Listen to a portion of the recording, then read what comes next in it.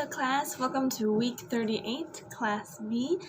Today we're going to go over some of the vocabulary from unit 9. So this lecture is mostly vocabulary based, but please check your learning process agenda, which is posted on Canvas for the rest of your assignments. But I'll go ahead and get started on the vocabulary. So our first word that we're going to talk about is anticipate. Anticipate means to think of something that's going to happen in the future.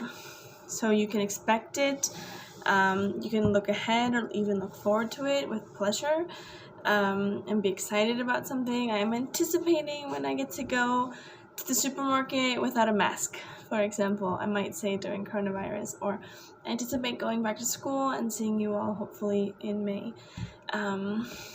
It could also mean to look forward to something formally. I'm anticipating seeing all of my colleagues at work, for example. The second word we're going to talk about is distracted. Distracted. So the definition I have for you of distracted is to cause someone to stop thinking about or paying attention to someone, or someone causes themselves to stop thinking or paying attention to someone or something. It also could be to take attention away from someone or something. I distracted you from doing your homework, or you're distracted by the TV. So it means that you can't pay attention to someone or something, or you've caused someone to not pay attention. So your friend called you during Miss Hill's lecture. Your friend distracted you from the lecture. Okay, so you can go either way. Magnify, our third word, magnify. Magnify means to make something greater, or make something seem greater or more important than it actually is. Can also make something seem larger. So a magnifying glass, it looks kind of as like round and long, and you look through it and you look through the magnifying glass and it makes things look bigger. And we use that not just for the object as a noun, a magnifying glass. We use it for a verb. The problem was magnified because her boyfriend kept thinking about it over and over again, so it magnified in his brain, became bigger or greater than it actually was. The next one we're going to talk about today is persisted. Persisted means to continue to do something even though it's difficult, or even if people want you to stop. It means to continue to exist and to survive beyond usual, expected, or normal amount of time.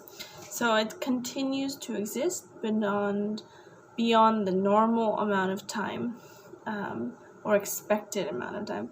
The economy persisted even with coronavirus. So it means that even though it was really hard, we moved forward. The economy moved forward.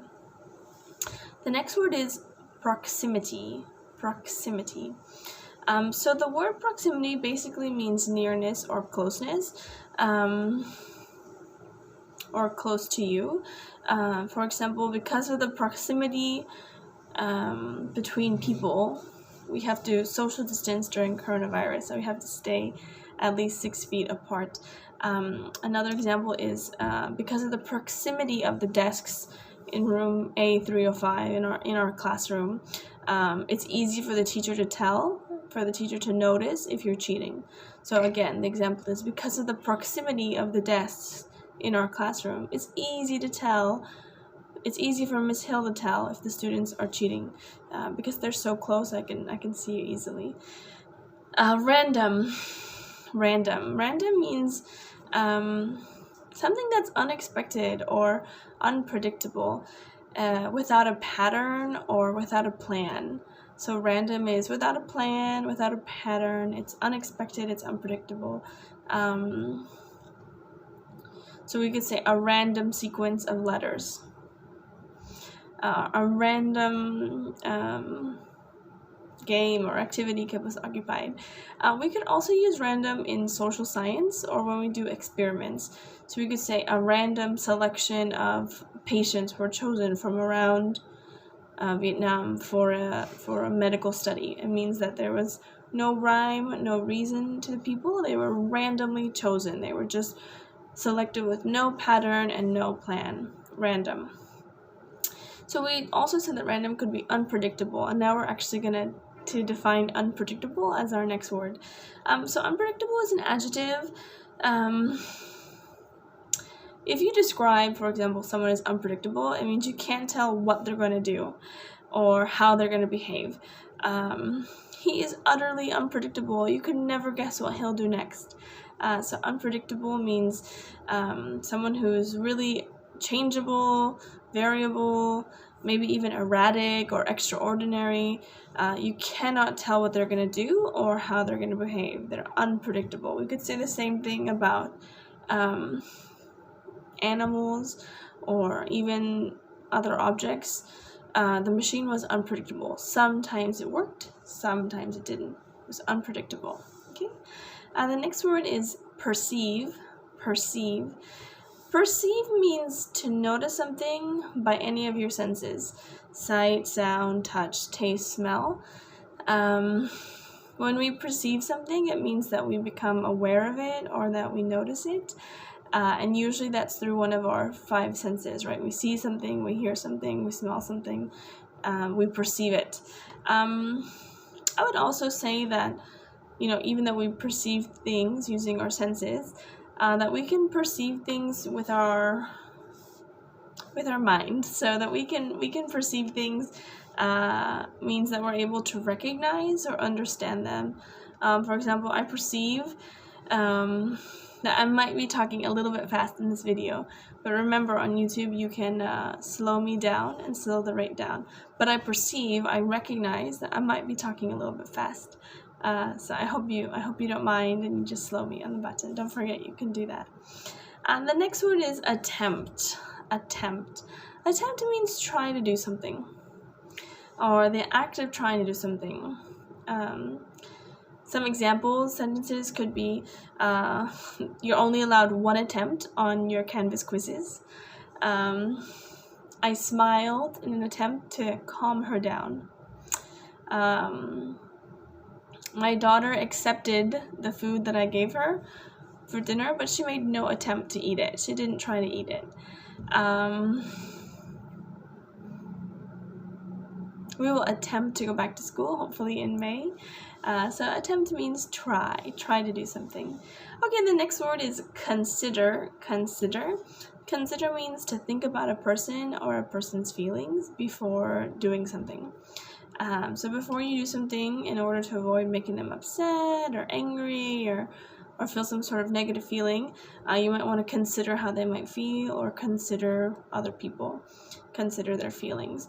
Consider is a verb.